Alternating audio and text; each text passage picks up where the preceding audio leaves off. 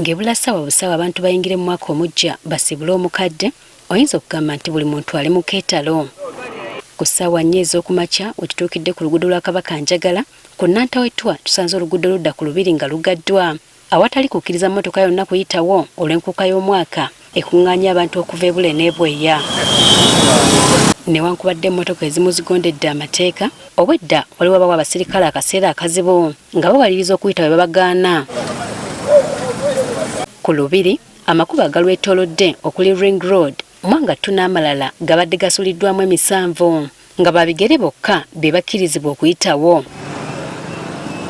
Ku miryango egiyingira munda mu lubiri, ebyokwerinda bibadde gguluggulu era nga buli ayingira amala kwazibwa. Wabula nga bw'otunulako munda, abadigize nga batandise dde okwejaga.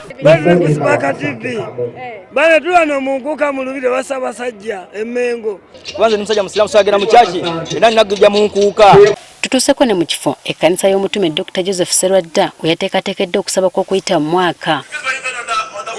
Nawo ku miryango egiyingira, ebyokwerinda bibadde binywevu ddala nga tebalakkirizibwa kuyingira nga tayaziddwa. Emabega wange wano bwe wali ekibangirizi ekyateekateekeddwamu okusaba kw'okuyita mu mwaka ekkanisa ya Victory Christian Center eya Apostle Dr.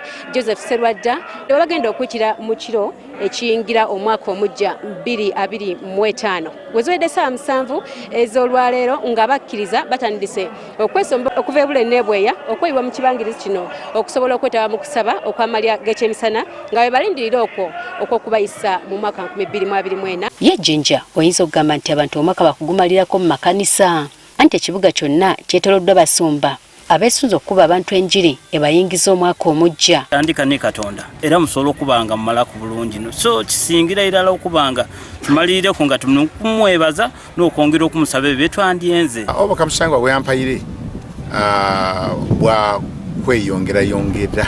Bagamba bakusabira eggwanga okubaamu emirembe mu kaseera k'akalulu n'okulwanyisa ebikolwa eby'okulya enguzi. Leero tusula mu nnyumba, va mu nnyumba yo, va mu kanisa yo, va mu kifo ky'obadde omanyiridde ojje mu kisaawe.